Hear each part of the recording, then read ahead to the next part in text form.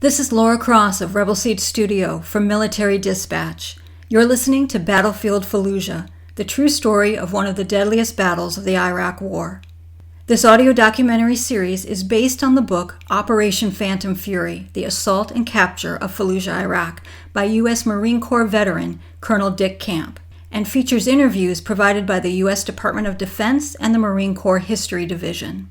Be aware, this series contains explicit language, includes graphic accounts of war violence, and depicts the deaths of Marines and soldiers.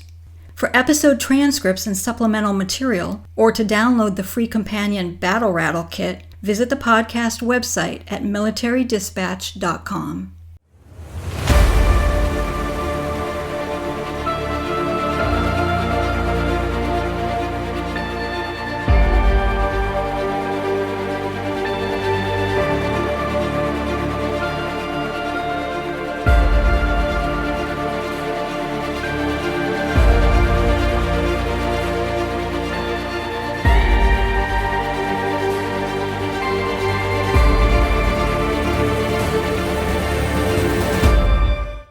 Battlefield Fallujah, Episode 2, A Long, Hot, Dangerous Summer.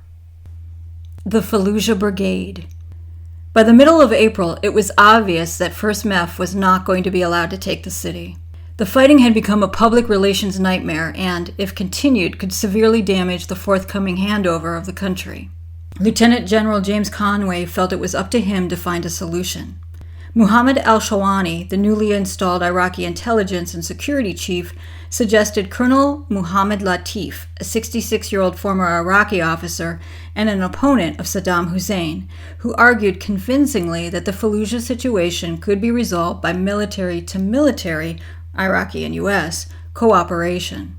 Latif proposed a security force of ex-officers and ex-soldiers from Fallujah to take over the city from the Marines. The choice was made to take a chance with the former regime elements, even though they were suspected of being involved in the resistance. Thus, the Fallujah Brigade was born. Colonel Joe Dunford. The end state was to provide civilian security in Fallujah, and I think that the Fallujah Brigade was a concept of operations developed to get us to exactly that point, that we would support the Fallujah Brigade, we'd get them the weapons and equipment that they needed, and they would establish security in Fallujah. That was the plan. I would describe the Fallujah Brigade, for whatever success we did or didn't have, as one of the few options available to try to accomplish our ends in Fallujah. The plan, as agreed to, called for the formation of 900 to 1,000 laid-off soldiers from Saddam Hussein's army, led by their former officers, including 23 generals.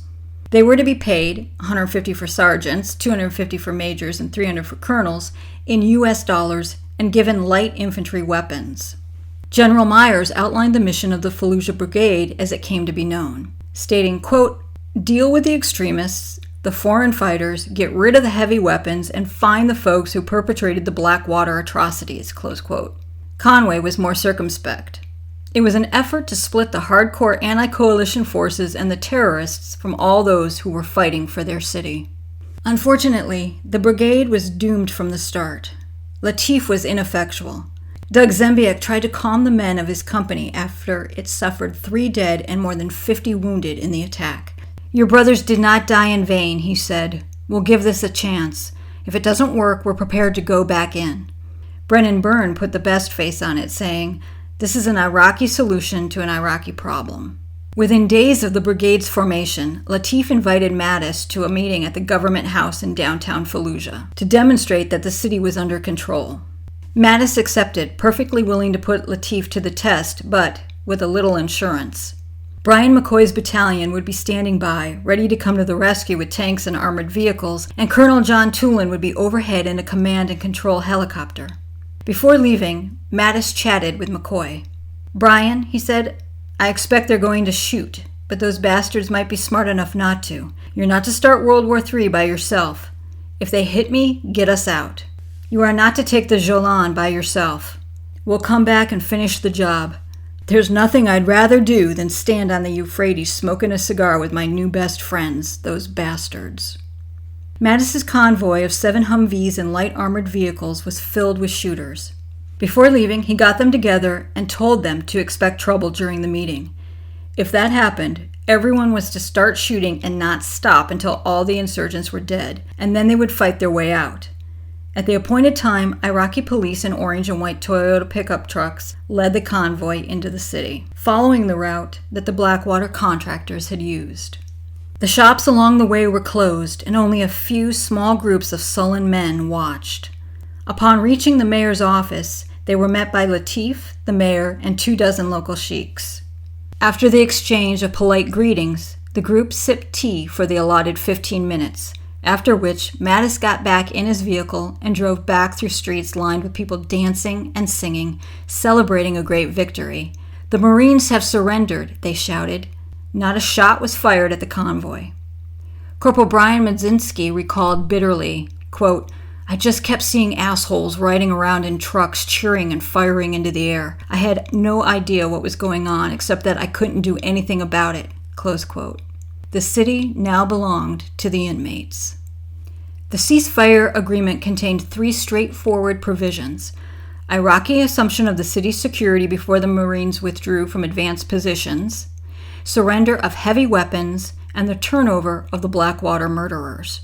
However, the devil was in the details. Every day, negotiators from the 2 groups met at the Fallujah Liaison Center. The Iraqis loved to talk, endlessly complaining about the Marines' presence around the city while proclaiming their own goodness. Their talk was contradicted by the actions of the insurgents. The Marine lines were bombarded daily by RPG, mortar, and small arms attacks. It became painfully obvious that the Fallujah Brigade was stalling. At one point in a meeting, Mattis abruptly walked out, saying, "The Iraqis have never won a battle, nor lost a negotiation." Colonel Mike Shupp. The Iraqi security forces, absolutely and completely terrible. Traitors, we should not have invested a dime into them. It was a joke. It was terrible. The Iraqi National Guard was so corrupt by self-interest and local family, imam, and tribal affiliations that they were basically ineffective as an organization and could not do any security missions inside of this area of operation. Desertion was rampant. Officers would not show to work. The men were basically illiterate and poorly trained and ill-equipped. And there was always some excuse. The leader of the Shawanis was under some intimidation. His wife and children were kidnapped. So he was basically out of the picture and completely ineffective as a commander. Locked himself into his rooms and would not come out. As we came up to the battle, they basically decided that they took their last paycheck and went home and they weren't going to fight the battle. Let someone else do the dirty work for them. So I have nothing good to say about them.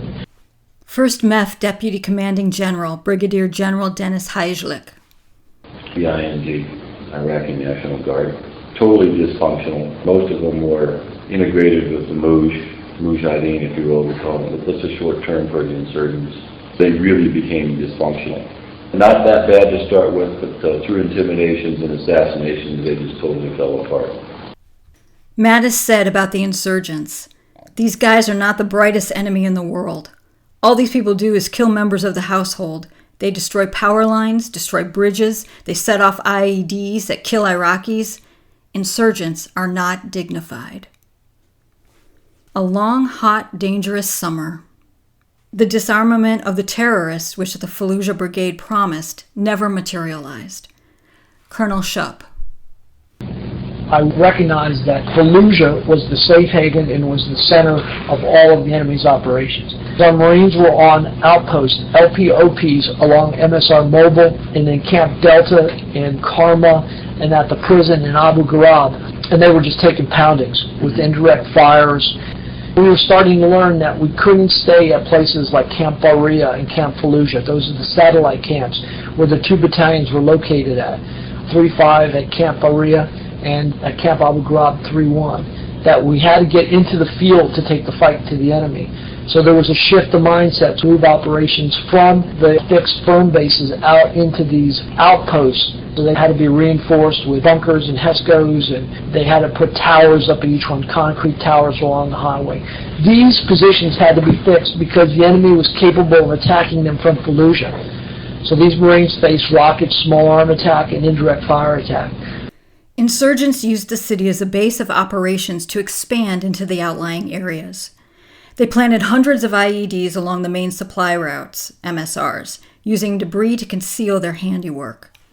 The roadsides were littered with trash, automobile hulks, garbage, dead animals. Anything that was no longer of any use was dumped on the shoulder of the roads, making it extremely difficult to spot danger. The men in the convoys were involved in real-life Russian roulette with the insurgent bomb makers. Long stretches of the road network near the city acquired a perilous reputation. Insurgents slipped out of the city, planted explosives, and returned to their safe haven before American patrols could catch them. Captain Theodore Bethea, commander of Charlie Company, 1st Battalion, 8th Marines, discussed the standard operating procedure when encountering IEDs. They really look at it as the 4 C's. Best way to probably look at countering an IED. First, you confirm it, control the area, you clear everything in zone, and then you cordon it and ensure that nothing can get in or out. Basically, if you're in a vehicle and you hit an IED, the tactics have changed now on how to counter this threat. Our initial training taught us to immediately dismount, provide a perimeter, and usually that is where now secondary IEDs and mines are awaiting you. So what we do now is we push through the kill zone, ensure that it's not a coordinated ambush, which can a lot of times be the case, set up security, assess if we have casualties, and if so, conduct appropriate medevac, and then report it if it went off, and if it didn't go off, call it in so we can have someone come destroy it. The key thing is being mindful of where the enemy wants you to go and how he wants you to react, because that's where you'll get more IEDs or face more mines or indirect or direct fire.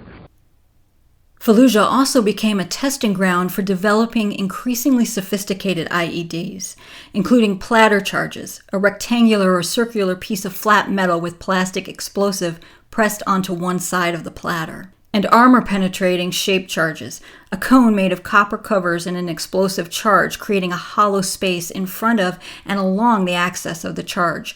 When exploded, the copper transforms into a jet stream of molten metal. The material to manufacture IEDs was readily available from the huge stockpiles of unguarded commercial and military explosives left from the war. The insurgents used simple triggering methods: a cell phone, a garage door opener, a child's radio-controlled toy, pressure devices, and ingenious hiding places, such as behind signs and guardrails or under debris and even animal carcasses. A congressional report noted that the typical IED cell consisted of 6 to 8 people, including a financier, bomb maker, emplacer, triggerman, spotter, and often a cameraman. Videos of exploding U.S. vehicles and dead Americans were distributed to the internet to win new supporters and serve as confirmation that Americans are vulnerable. Corporal Robert Tanner's company, the Delta Company Outlaws, 2nd Light Armored Reconnaissance Battalion, 2nd Marine Division, who were in Fallujah during the first battle in April, were hit hard through the spring and summer of 2004, especially by IEDs.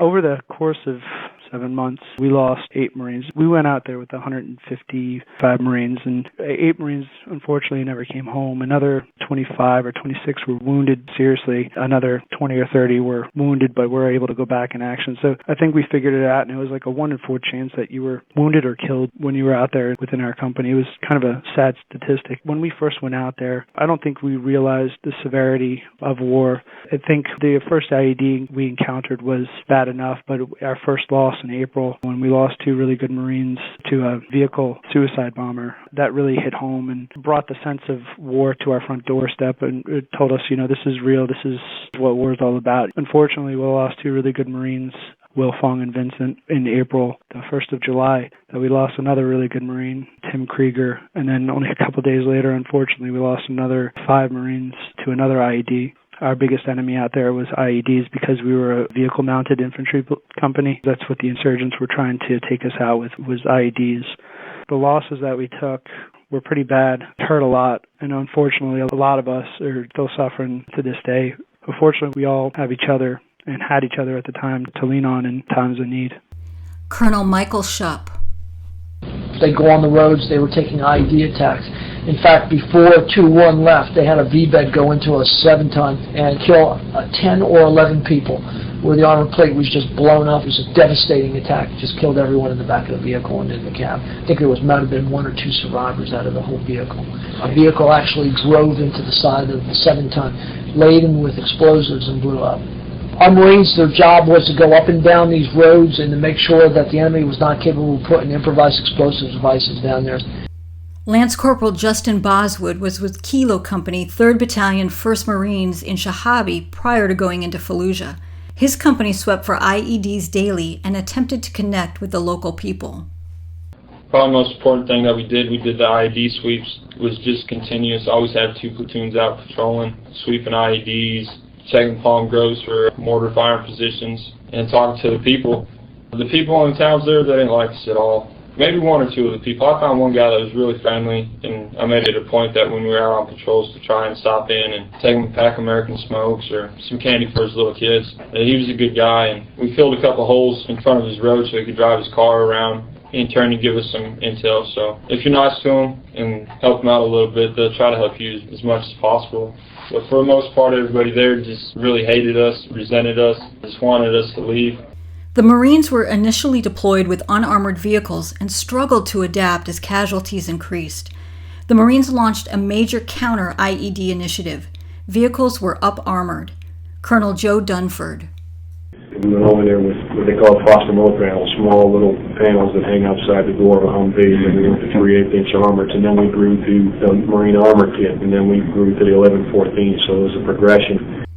Unit supply struggled to meet demand, while many units welded hillbilly armor, plates of scrap metal, on the sides of their vehicles.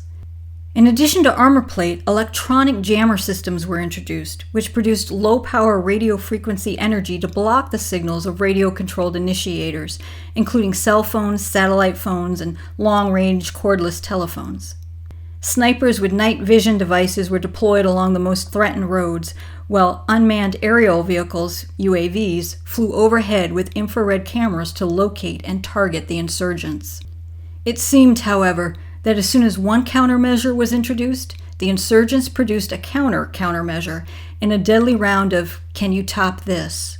Lance Corporal Graydon Campbell, 1-8 Cap Platoon Weapons Company, was in a convoy that was struck by an IED. I've never experienced anything like it before. I always see the smoke before I feel anything.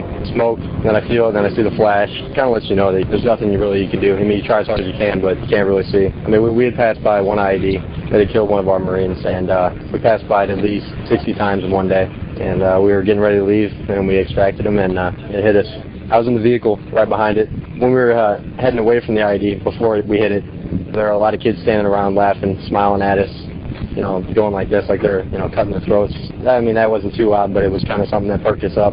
I was looking directly at one of the Marines, the Marine that got killed. He was sitting there, I heard the blast, and I saw him kind of lean towards his left, saw all the other Marines in the vehicle get down, and when the blast cleared, he was laying on somebody's lap. His face was gone, and he had a headset in his, stuffed in his Kevlar. Headset had gone through his neck. We collected up after that, pushed the vehicle out of the kill zone, tried to cordon off the area. It was kind of weird because every vehicle was a white truck, and every male, there was probably at least 100 males with shovels in a pretty small area. As soon as it happened, they all took off. We didn't know, who the trigger man, where he was, and cordoned off for about 2 hours.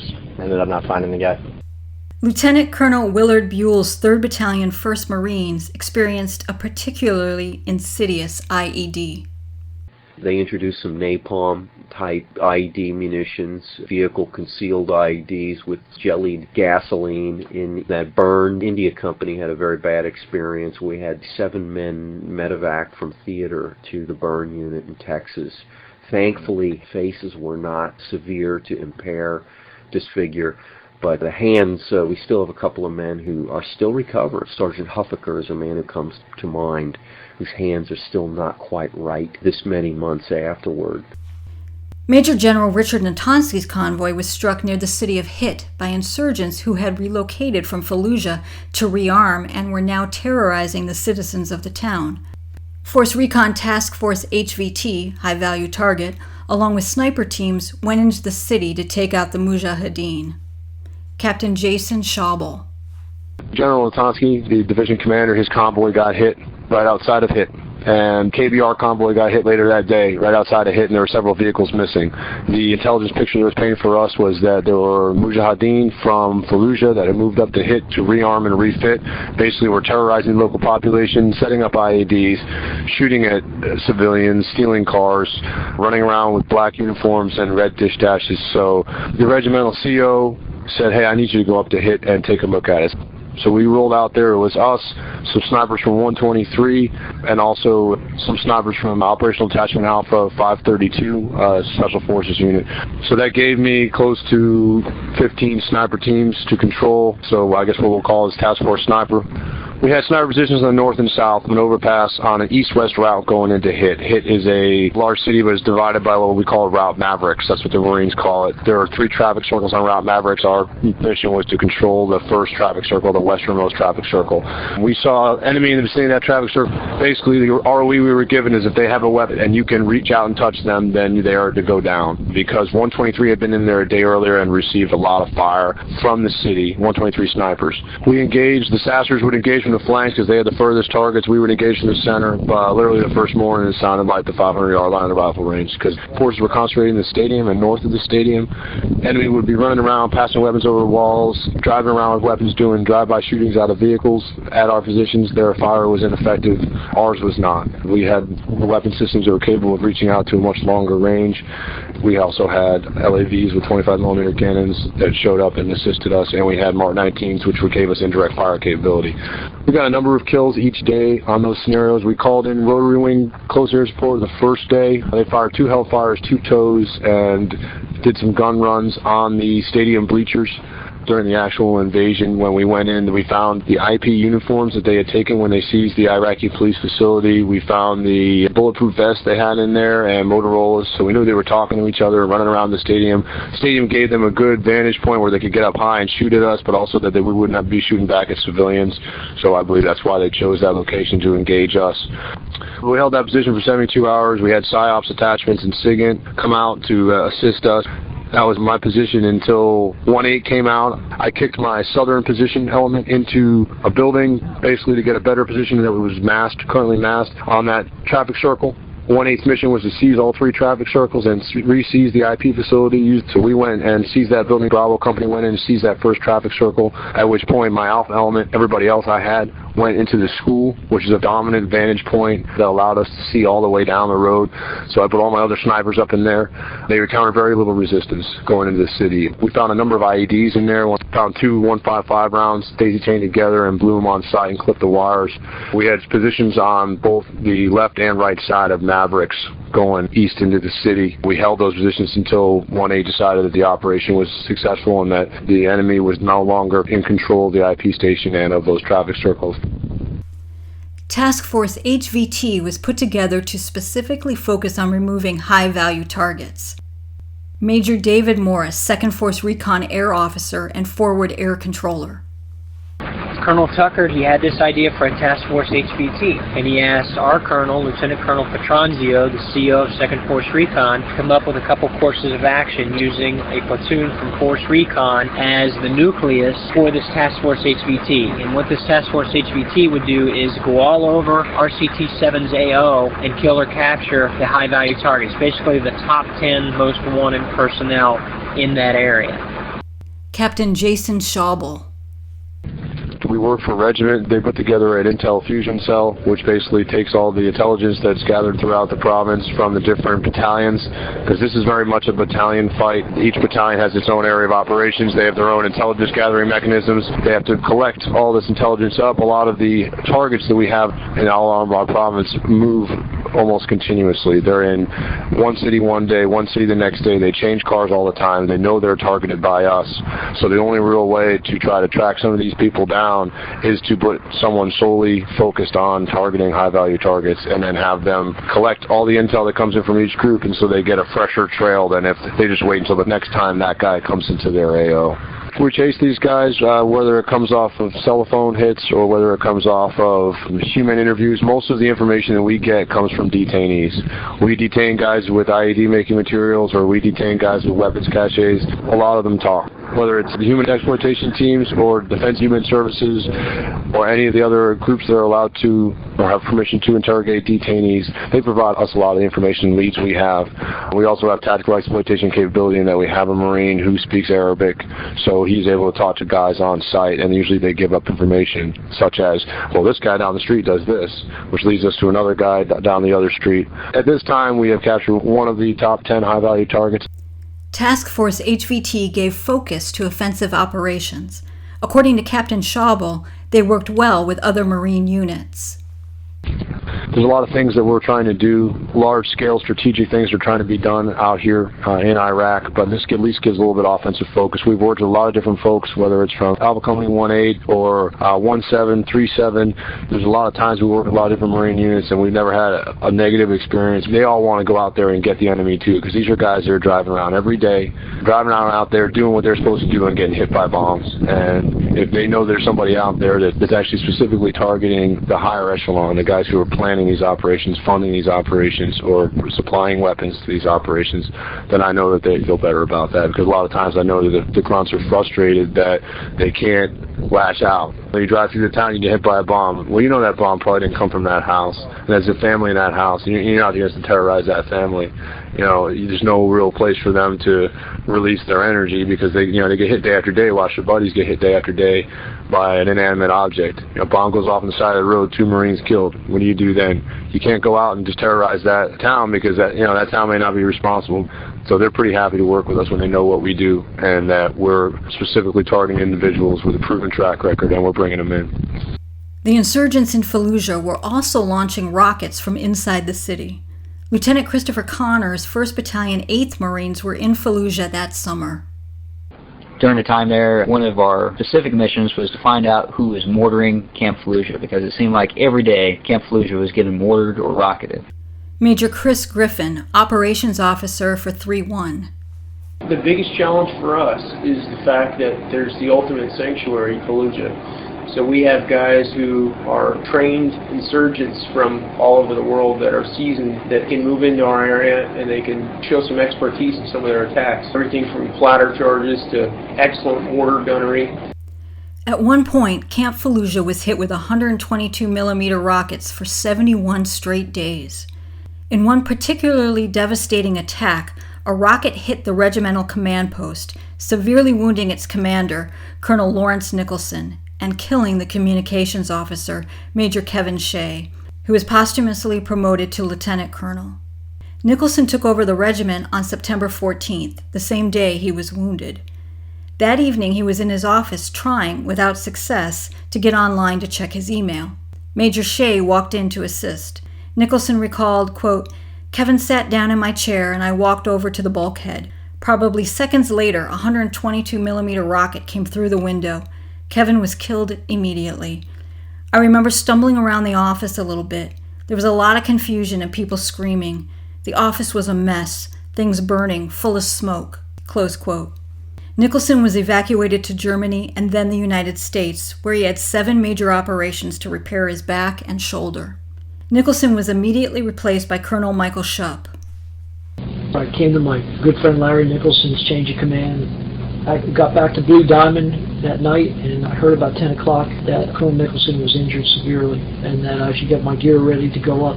General Natonsky and Colonel Dumford at the time, called me into the office and said, "Mike, get your gear, you're going." A few hours later, I was on a vehicle coming up here, taking over the regiment. Lieutenant Colonel Buell. We arrived in Iraq, and it was readily apparent that Fallujah was a base, a safe haven, a bastion of the insurgency. Not only was it a siren call to other insurgents to join from the Arab world in general, but it was certainly a symbol of resistance within Iraq itself. I think everyone realized that after April, the political solutions failed, and the resistance, if you will, centered around the greater Fallujah areas as the principal waypoint between Baghdad and the remainder of the country from the Syrian border, astride the main supply routes from the Syrian border in, was a focus for the battalion and, in fact, the MEF in general. And we were convinced in that counterinsurgency fight up to Al-Fajr that Fallujah was indeed where they were sallying forth, setting the IEDs, attacking us. And in fact, when Colonel Nicholson was struck by that rocket that killed Lieutenant Colonel Shea, the POO site was the northwest corner of the city. We were being attacked from Fallujah by 120 rockets. One of the problems was the political reaction to the Abu Ghraib prison scandal. The administration put policies in place which facilitated the release of captured and detained mujahideen. The revolving door of detention allowed more insurgents to spill back into the city. Lieutenant Colonel Buell. You have a detention policy that is broken. We're using rules of evidence that are akin to the things we have in our Constitution in the United States. We're releasing a tremendous amount of people from Abu Ghraib prison. This has been ongoing since I've been here, and sometimes it absolutely astonishes me who is being released. People we've caught, quote, red-handed with destructive materials, IEDs, RPGs, politics at the highest levels to show that we are releasing, providing amnesty. I don't think these people are rehabilitated. They're dangerous. They've proven themselves to be dangerous. Without a solid detention policy, there's no teeth in the deterrence.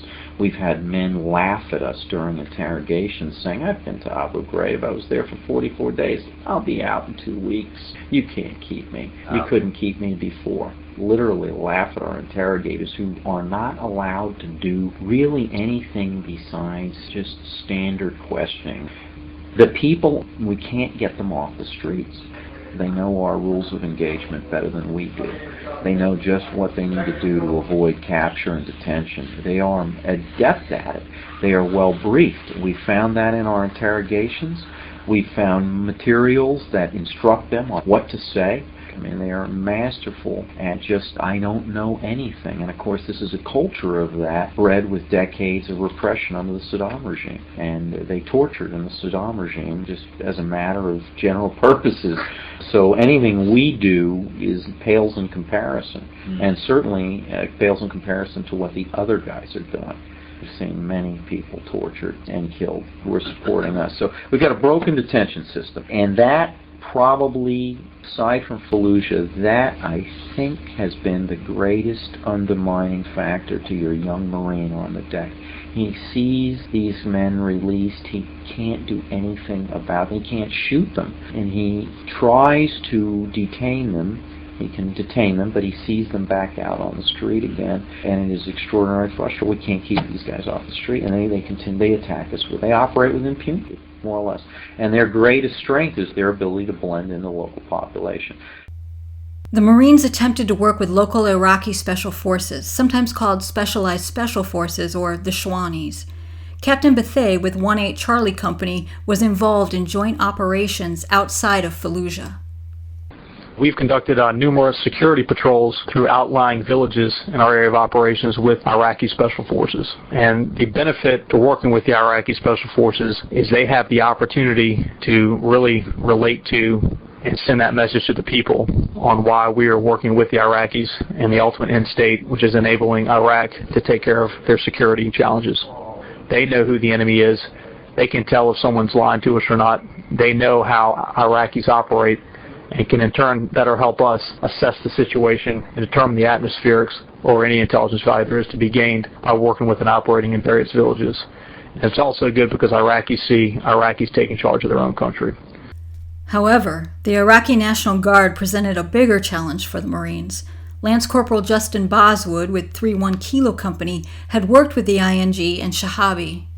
The Iraqi soldiers that we worked with there at the ING compound, the Delta ING, they didn't even really like us either. They were always coming and going. When we got there was probably about 120 of them that worked with us. I think we fired all but 8 in a couple weeks of us being there. They were all mooched. They were all in on everything. They knew what was going on, where the IEDs were getting set, when we were going to take indirect fire.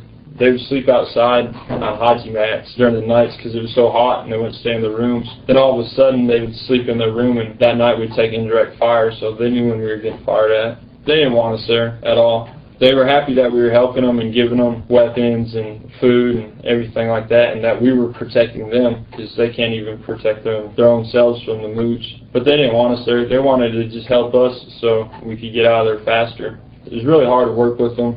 Couldn't really count on them for really anything. Colonel Joe Dunford. The Iraqi National Guard in the Anbar province didn't want to be seen in public alongside their counterparts in the United States Marine Corps. What we found was a locally recruited, locally employed Iraqi security forces in the Anbar province was not effective. While the Marines attempted to work with the Iraqis, it was common knowledge that any Iraqi who worked with the Marines risked his and his family's life. Major Chris Griffin. The intimidation campaign that the insurgents wage is probably the greatest threat.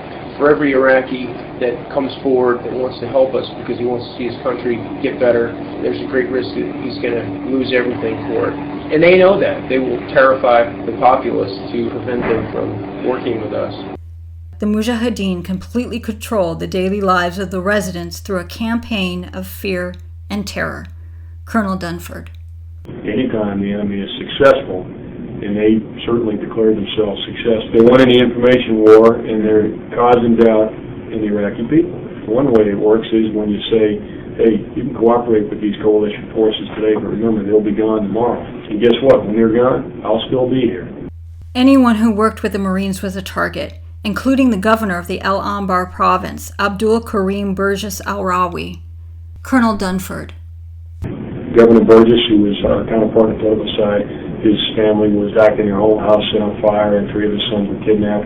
Once his sons were returned to him, he disappeared, never to be seen again as the governor of the Anbar province. So the single biggest factor in a lack of development, whether it be political or on the security side, was the fear, murder, intimidation campaign within the Anbar province. That was what precluded us from making progress. Lieutenant Colonel Buell elaborated on the campaign of intimidation waged against the locals.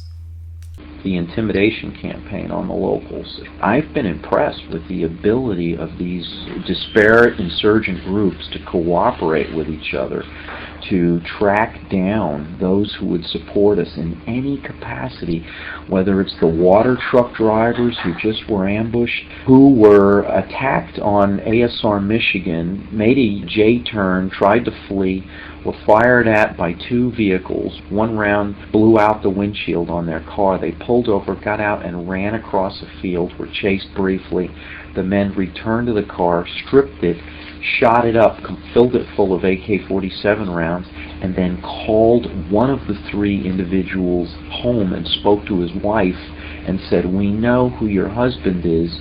We fired at him today. The next time we're going to kill him if he continues to work with the Americans." How did they get his telephone number to the cell phone to his house? We've had the Iraqi Special Forces support us. These officers are from cities and towns all over Iraq. And their homes, they've been visited at their homes, they've been targeted, the general in charge. That was an easy one. He's a figurehead, he's somebody that people know. They tracked down his residence, kidnapped his family.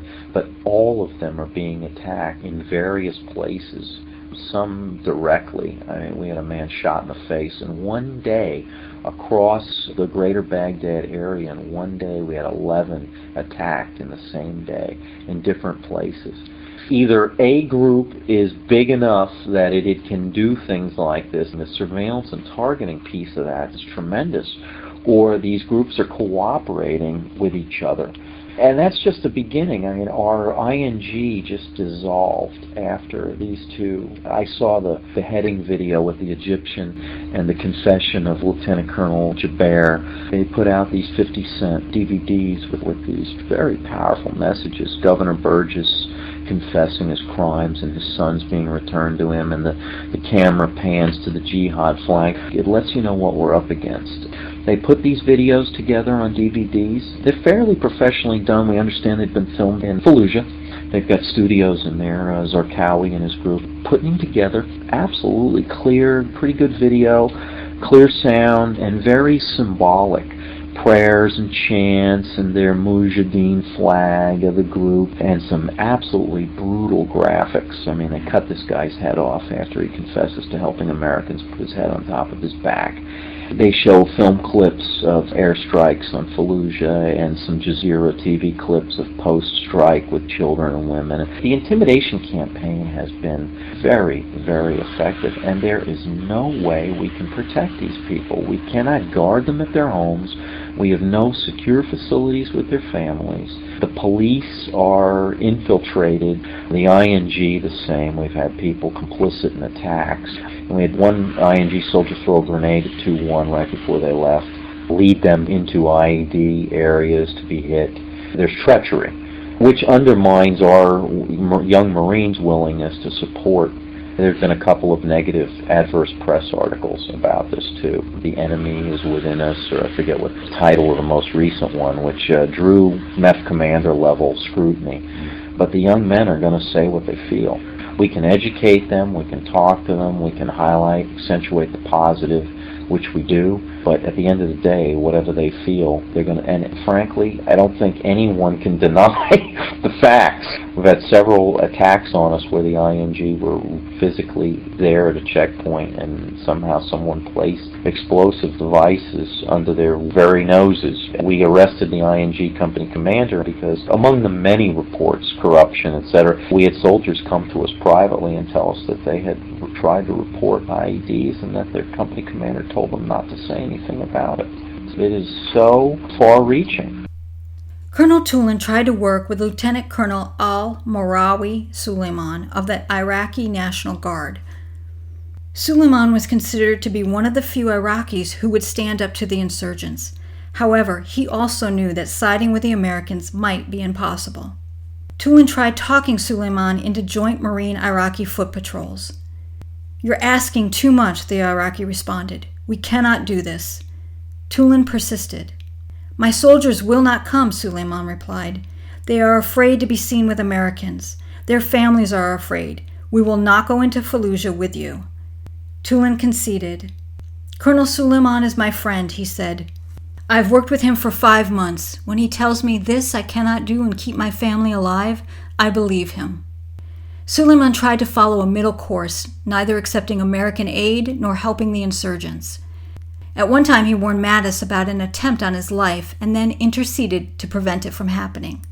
For his efforts, Suleiman was kidnapped by Omar Hadid's men on Sheikh Abdullah al-Janabi's orders and brutally tortured before being killed.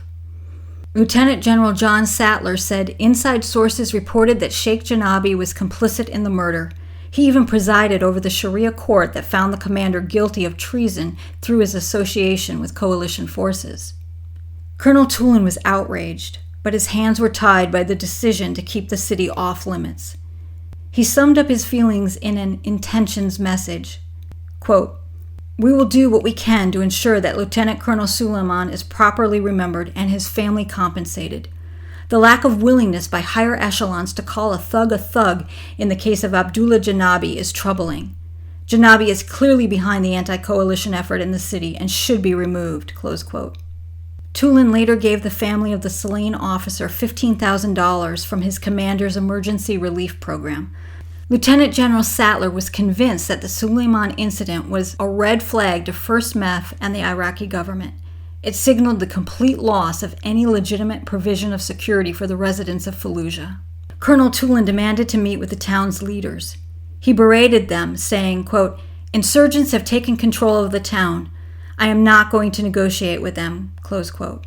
He went on to warn them that anyone loyal to the Iraqi government had a week to get out of town.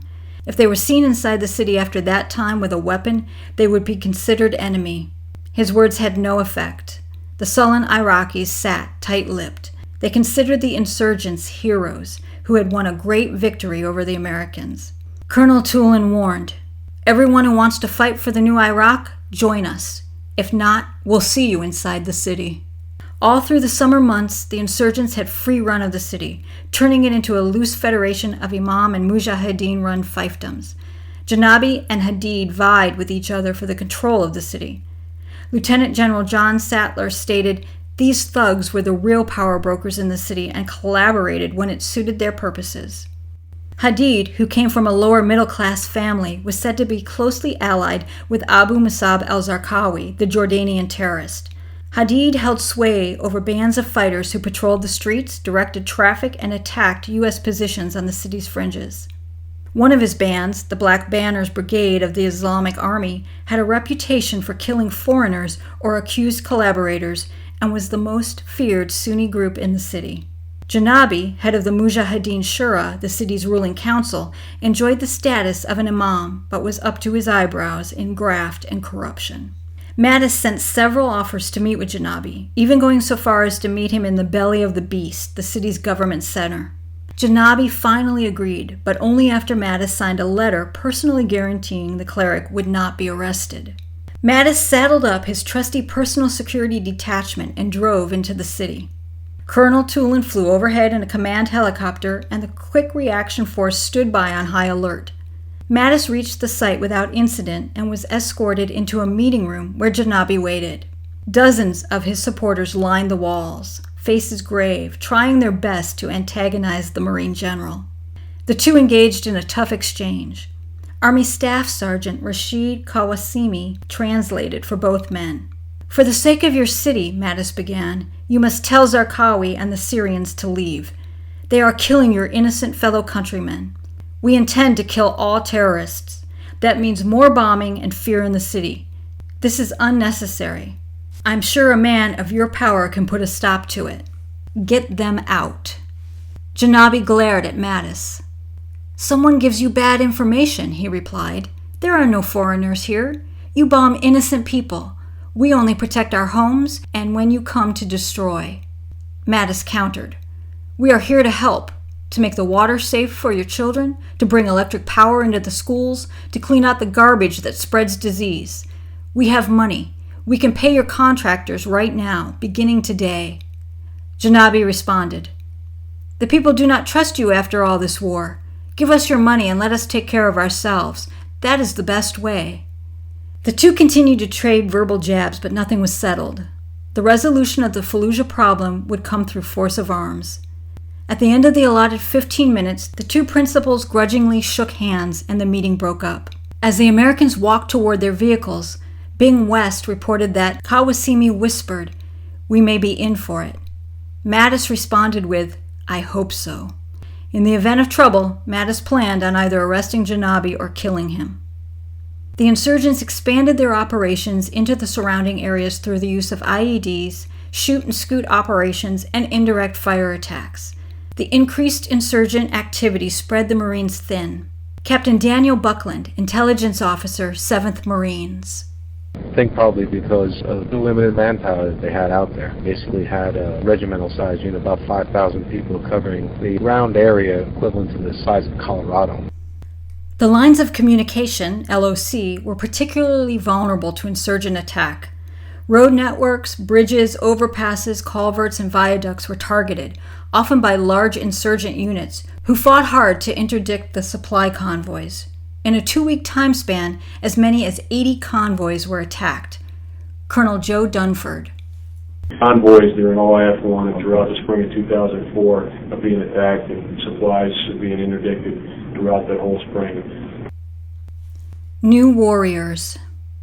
In late summer, Lieutenant General Conway handed over 1st MEF to Lieutenant General John Sattler before being transferred to the Pentagon as the Director of Operations. Mattis relinquished command of the division to Brigadier General Richard "Rich" Natonsky, frocked to Major General upon assumption of command. Mattis was promoted to Lieutenant General and assigned to the Marine Corps Combat Development Command, Quantico, Virginia. Joe Dunford remained after being promoted to Brigadier General and fleeted up to become Assistant Division Commander. Major General Natonsky. General Conway was commanding general of the 1st Marine Expeditionary Force when I assumed command of the division. He knew how I worked and said, "Be yourself." Lieutenant General Sattler was intimately familiar with the political military situation in Iraq. He had been Central Command CENTCOM's operations officer and had been involved in Iraq planning. He had also been heavily involved in the high-level discussions and decisions in the April battle for the city. Lieutenant General John Sattler. I was no stranger to what was going on inside of Iraq, and I was no stranger to what the challenges were, the successes and the non-successes with the Iraqi security forces. I knew what was being tried, why it was being tried, why the Marines were held up, all the political ramifications that came into it, and what the test case was with the Fallujah Brigade. I followed General Conway in one other job before in my life, and following General Conway is a piece of cake, because he has it wired, it's locked, so I was completely set up for success. I knew I was inheriting a superb command with superb commanders.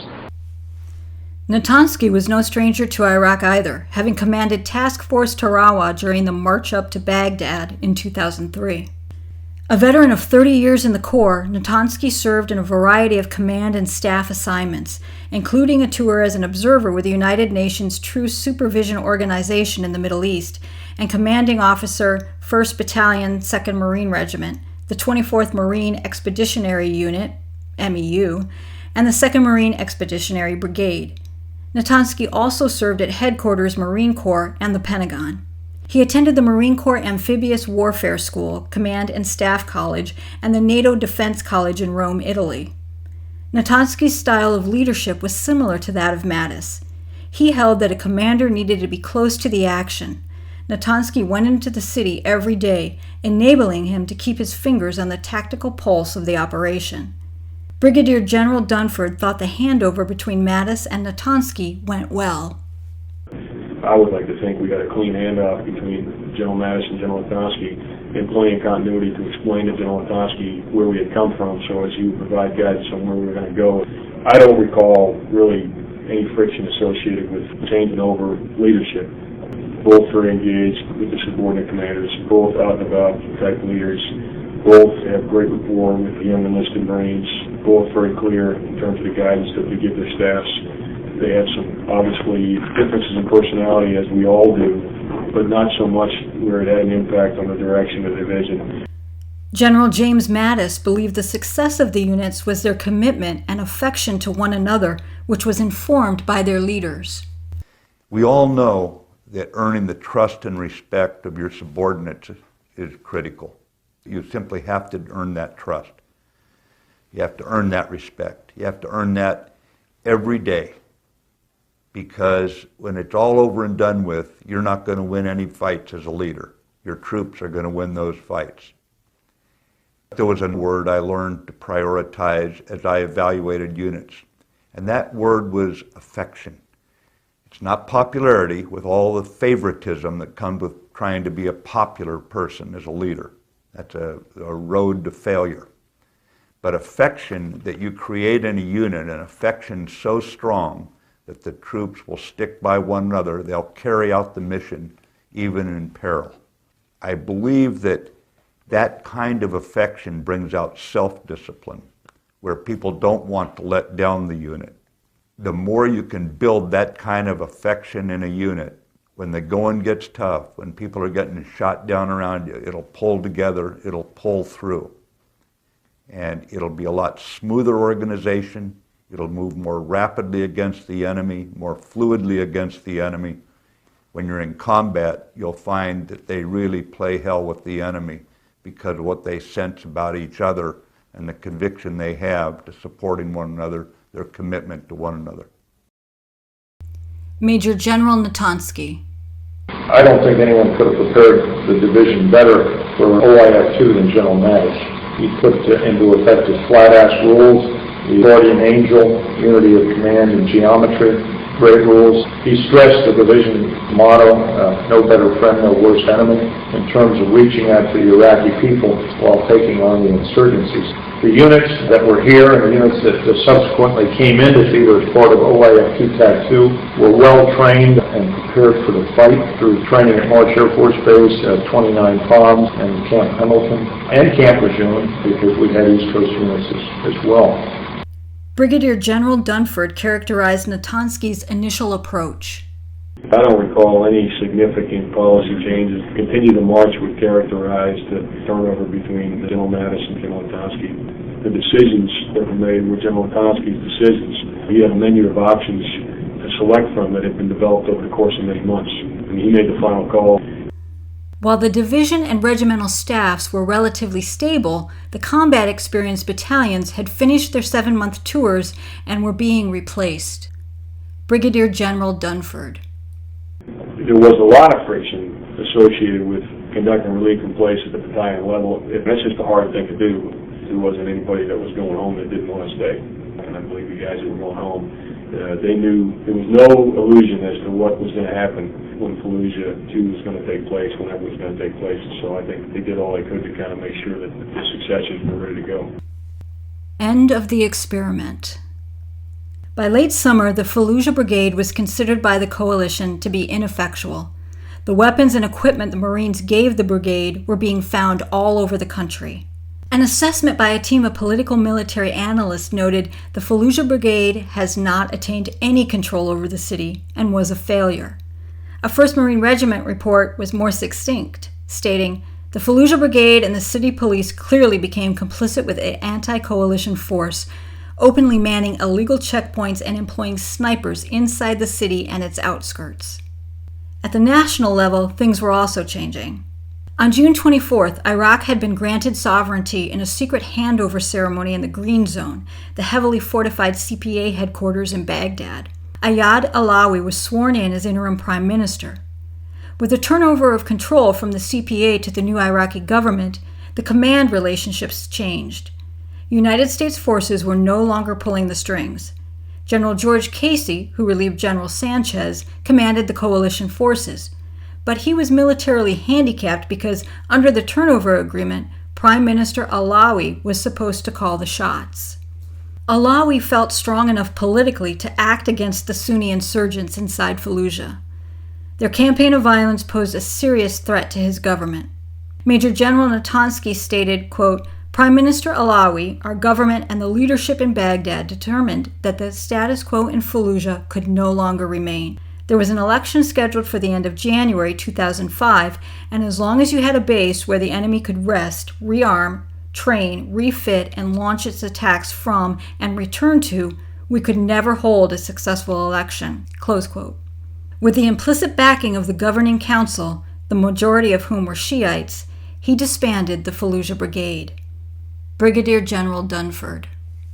We didn't spend a whole lot of time thinking about failure. We were in the mode of not if it'll work, but how to make it work. It was our focus. And then I would say after several weeks, it became clear that, these guys either were unwilling or unable to do what needed to be done.